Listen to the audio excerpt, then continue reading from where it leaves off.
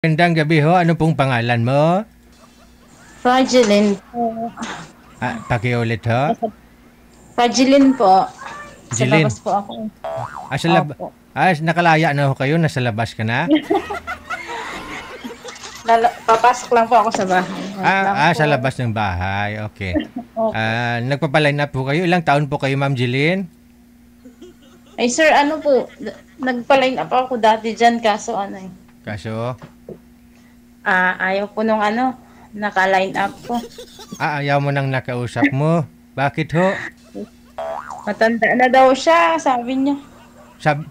Sabi niya, matanda na daw siya. Opo. Ngayon, siya po bang umayaw o ikaw? Siya po. Siya ang umayaw. Pero gusto mo sana yung may edad na sa'yo. Hindi naman po yung edad sir eh. Basta. Ilang taon na ho kayo? 39 po. 39. Yung nakausap niyo po ba nung kailan? Last year? And then last month po. Last month lang po kayo sumali? Yes po. Ilang taon na ho yun? Na yun. Ilang taon na ho siya? Yung nakausap mo? 56 po ata yung sinabi. Nga, malaki nga huy agwat. 17 years old. 17 years din, no? Ano po, hiwalay ho kayo sa asawa, no? Yes po. Mukhang naalala na kita. Hiwalay sa asawa. Ilan yung anak mo? 5? Dalawa po. 2. Okay. Ngayon, no, anong pinagkakabalahan nyo, Madam Jilin? Andito po, may store po. Oo. Tapos yung tatay ng asawa, tatay ng mga anak mo na saan na ho? Ay, may na po siya, sir. May family na po siya. Pero kasalo kayong dalawa? Hindi po. Okay. Anong hanap mo si isang lalaki? Yung papakasalan ka? Ano ho?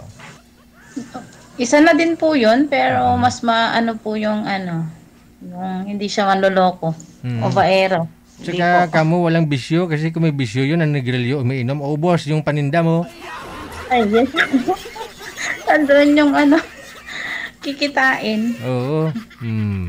Sige.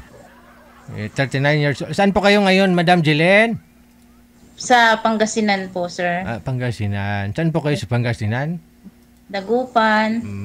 Okay, sige. Nasa Dagupan po si Madam Jilin, 39 anyos. Ilang taon na bunsong anak mo, ma'am? 17 po. 17. Tapos yung panganay is 21. Bata pa ho kayong nag-asawa, no? Yes po. 17? Namit.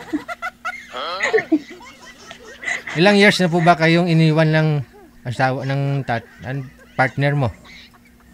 Na po, matagal na po, sir. Siguro 16 years. Parang mauliit pa yung mga bata. Hindi pa ho kayo nagka-boyfriend sa 16 years? Meron naman po, pero LDR po kasi hindi nag-work. Okay, sige. So, mas maganda ho talaga yung malapit lang kayo sa isa't isa, no? Yes po. Para minsan magkasama. Doon mo maano po kung yung sa pag-uugali. Yung sa LDR kasi madaming, hindi naman lahat. At saka hindi mo makikita ang lahat-lahat kapag malayo kayo. Hindi pa ho kayo nakita, di ba? Hindi Bukod sa ugali, hindi mo malalaman kung malaki ba yung niya. Kasi hindi pa kayo nagkita eh. Oo nga po. Wala po eh. Okay lang ho sa'yo dito sa Maynila, bandang Luzon lang, no? Yes po, okay lang po. Okay. Basta willing tsaka seryoso. Kasi kung seryoso, siya po pupunta sa'yo, di ba? Yun po. Diyan lang ho kayo, ha? Diyan lang ho kayo. Standby lang, ha? Hanap pa ho kami, ha? Sige po, sir. Si Ma'am Jilin. Doon ho sa may Pangasinan.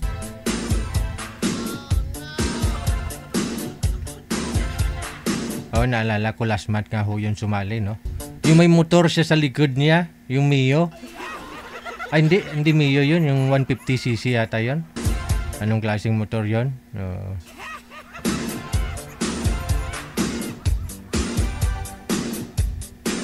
Ang ganda ng motor sa likod. Yun yung title ng usapan nila eh. Baka ho gusto ninyo makausap si Ma'am Jillian. Nasa Viber lang po siya, ha? PM po kayo dito sa Viber natin. No? I-send nyo dyan pangalan, edad, saka lugar ninyo. Pakisabi na rin na gusto nyo makausap si Jillian. Hindi pa ho kasal. Oh. Pero sabi niya, pupunta ho yata yun ng Australia po ba yun? Sabi niya, paalis ho yata yun, pupunta ng Australia.